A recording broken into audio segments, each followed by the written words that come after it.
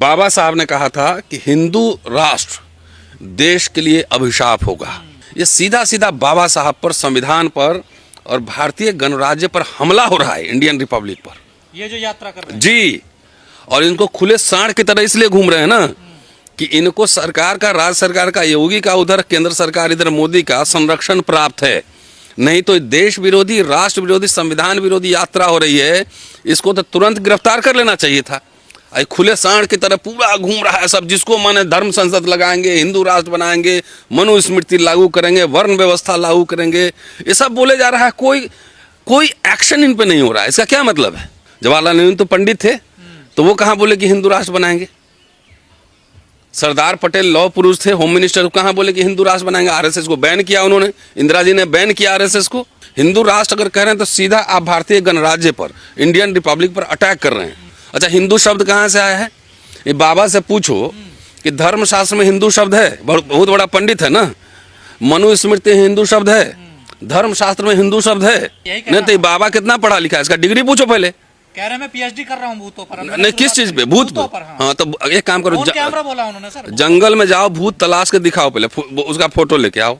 आडंबर पाखंड में पूरे समाज को, दलित पिछड़ो सावधान रहना। ऐसे बाबा पाखंडियों के चक्कर में मत पड़ना, नहीं तो तुम्हारे बच्चों का भविष्य ऐसे ही बर्बाद कर दिया है आधा, और जो भी थोड़ा बहुत बाकी ना वो भी बर्बाद कर देगा। धीरेन्द्र शास्त्री से ही पूछो कि जिसको तुम हिंदू कह रहे हो उसका वर्ण क्या है, जात क्या है? जात पात की तो विदाई होनी है ना, कैसे होनी है? और बन रहना है। नहीं, उसमें जो है ना अछूत उसके जगह अगर निकलता कि हिंदू राष्ट्र बनाना है, अब ये शास्त्री पीछे पीछे चलता, तब तो इस समझ में आता कि भाई एक शेड्यूल कास्ट जो है ना लीड कर रहा है हिंदू राष्ट्र बनाने को।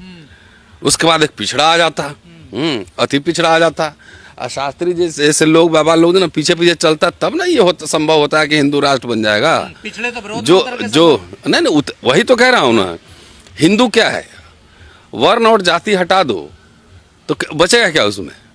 पर धीरेन्द्र शास्त्री की थ्योरी है, जाति हटेगी, वर्ण नहीं हटेगा सर। नहीं, तो जाति कैसे हटेगी? उसका फॉर्मूला दिया है कोई? उस सोशल साइंटिस्ट है, पढ़ा है सोशियोलॉजी। जाति हटेगी कैसे, वही बता दे। दलित अभी पानी पीता है मार दे रहा है, बुलेट पे जा रहा है मार दे रहा है, घोड़ा पे बैठ रहा है मार दे रहा है। जाति यही मिटा देंगे? इनकी औकात नहीं, इनकी औकात है जाति मिटाने की? कोई सोशियोलॉजिकल फार्मूला मुझे बता दे कैसे हटेगी। पहले फार्मूला दीजिएगा ना कि इस तरह से हम जाति हटाएंगे, कैसे? शंकराचार्य के कुर्सी पर कौन बैठेगा? तो ये तो सवाल हो रहा है ना, चार शंकराचार्यों में से एससी एसटी ओबीसी को मिलनी चाहिए। हाँ, तो एकदम मिलनी चाहिए। क्यों नहीं मिलनी चाहिए? हिंदू है, हिंदू है ना। आरक्षण का विरोध क्यों कर रहे हो? आरक्षण तो हिंदुओं को मिल रहा है ना, ओबीसी को, और दलितों को मिल रहा है, वो भी तो हिंदू है, तो उसका विरोध क्यों कर रहे हो? उसको वाइस चांसलर क्यों नहीं बना रहे हो? क्यों नहीं प्रोफेसर बना रहे हो? क्यों एनएफएस कर रहे हो? ये सबको दलित पिछड़ा को ये लोग मूर्ख समझ लिया है कि हम हिंदू नाम पे एक कर लेंगे और उसके बाद अपना राज भोगेंगे। फ्री का खाना है, कोई टैक्स वैक्स तो पता ही नहीं देता है कि नहीं देता है। 1 रुपया टैक्स भी नहीं देता, फ्री का मिलना है, चंदा मिलेगा, दान दक्षिणा मिलेगा, उनसे इनका चल रहा है सिस्टम, आराम से राजा की तरह रह रहे हैं। देखिए, ये सीधा और सीधा बाबा साहब ने कहा था कि हिंदू राष्ट्र देश के लिए अभिशाप होगा। भाई, संविधान सभा में 300 से ज़्यादा मेंबर थे, उसमें से ज़्यादातर हिंदू ही थे, ज़्यादा पढ़े लिखे थे, अपर कास्ट ही ज़्यादा थे। बाबा साहब भी एक शेड्यूल कास्ट थे ना, तो सारे पढ़े लिखे लोग, इतना एनलाइटेड लोग वहाँ थे संविधान सभा में, तो उन लोगों ने तो हिंदू राष्ट्र बनाया ही नहीं है। बाबा किस खेत का मूली है?